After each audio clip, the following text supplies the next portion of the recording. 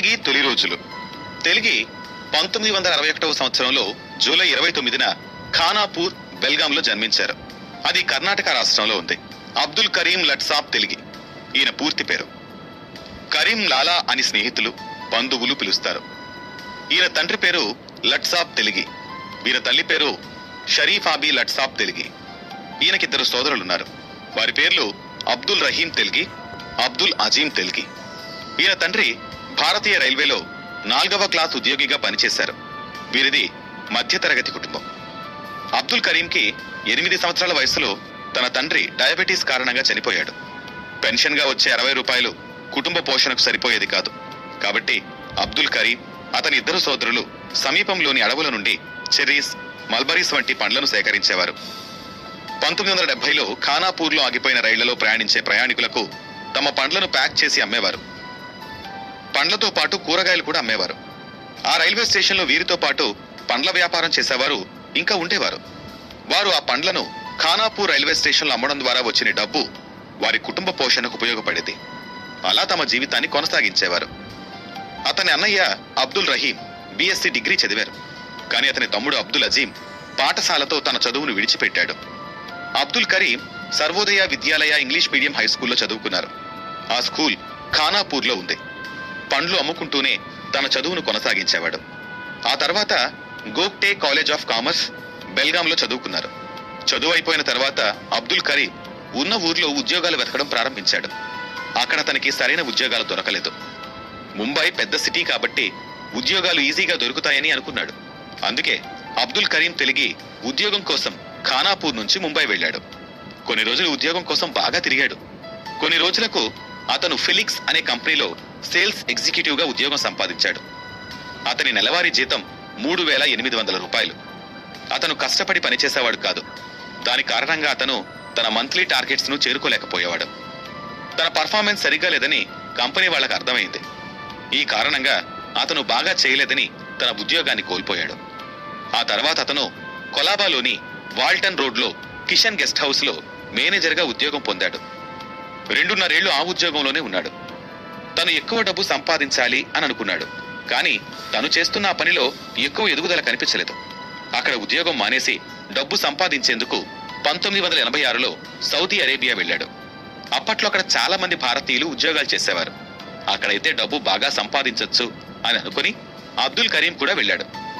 అక్కడ కూడా చాలా ఉద్యోగాలు చేసి మానేసేవారు. సౌదీ అరేబియాలో 7 ఏళ్లు నివసించాడు. తను చాలా ధనవంతుడు అవ్వాలి అని అనుకునేవాడు. కానీ అక్కడ కూడా తనకు తగినంతగా డబ్బు సంపాదించలేకపోతున్నాను అని అనిపించడంతో మళ్లీ తిరిగి ఇండియాకు వచ్చేశాడు. ముంబైకి వచ్చిన తర్వాత డబ్బు ఎలా సంపాదించాలని ఆలోచించడం మొదలుపెట్టాడు. ఎక్కువ డబ్బును ఈజీగా తక్కువ టైంలో ఎలా సంపాదించాలి అనేదే తన లక్ష్యంగా భావించాడు. అబ్దుల్ కరీం ట్రావెలింగ్ ఏజెన్సీ గురించి తెలుసుకున్నాడు. అప్పుడు అబ్దుల్ కరీంకి ఒక ఆలోచన వచ్చింది. చాలా మంది దుబాయ్ లాంటి దేశాలకు వెళ్ళాలి అని అనుకుంటారు. చాలా మంది ప్రతి సంవత్సరం వెళ్తుంటారు కూడా. కానీ కొంతమందికి సరైన డాక్యుమెంటేషన్ వంటివి ఉండేవి కాదు. అందుకని వాళ్ళు విదేశాలకు వెళ్లకుండా ఆగిపోతుంటారు. అలాంటి వాళ్ళకి సరైన డాక్యుమెంటేషన్, నకిలీవి తయారు చేసి పంపించాలి అనుకున్నాడు.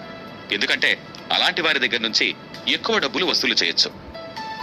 ఈ ఆలోచనని అమలుపరచాలనుకున్నాడు. అప్పటికే కొంతమంది ఈ పని చేసేవారు. వెంటనే ఒక ఆఫీస్ ఓపెన్ చేశాడు. దానికి అరేబియన్ మెట్రో ట్రావెలింగ్ ఏజెన్సీ అని పేరు పెట్టాడు. నకిలీ పాస్పోర్ట్స్ తయారు చేసి డబ్బు సంపాదించడం మొదలుపెట్టాడు.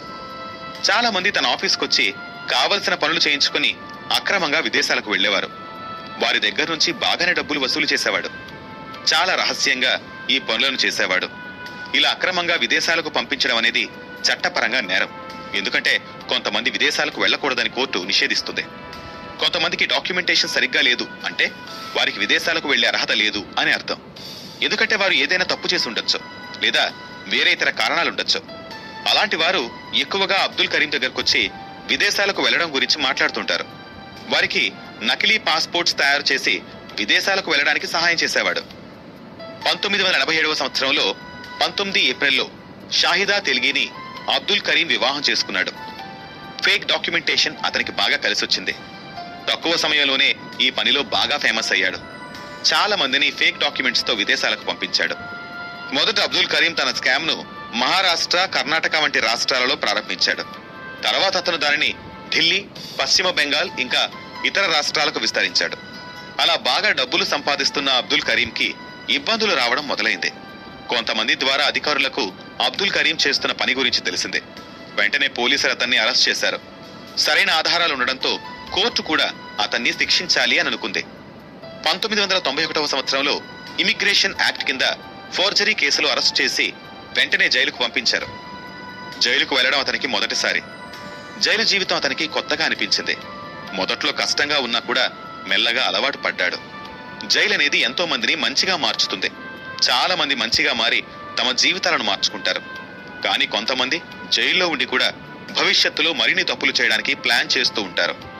అబ్దుల్ కరీం కూడా మరిన్ని స్కాములు చేసి డబ్బులు బాగా సంపాదించి ధనవంతుడవ్వాలి అని అనుకున్నాడు. జైలు అనేది ఎంతో మంది నేరస్తులకు ఇల్లు లాంటిది. అక్కడ నిర్దోషుల కంటే తప్పులు చేసేవారే ఎక్కువ మంది ఉంటారు. చాలా మంది మోసగాళ్లు, నేరగాళ్లు ఉంటారు. కాబట్టి మరిన్ని మోసాలు చేయడానికి అవకాశం ఎక్కువగా ఉండేది. ఎందుకంటే అక్కడ వాళ్ళు ఒకరి గురించి ఒకరు చెప్పుకుంటారు. ఎవరెవరు ఏం చేసి వచ్చారో చెప్పుకొని బ్రతుకుతుంటారు. అక్కడ ఉన్నప్పుడు అబ్దుల్ కరీం ఒక వ్యక్తిని కలిశాడు. అక్కడే ఒక పెద్ద స్కామ్ చేయడానికి ప్లాన్ చేశాడు. ఎవరిని కలిశాడు, ఏం ప్లాన్ చేశాడు అనేది వచ్చే ఎపిసోడ్లో తెలుసుకుందాం.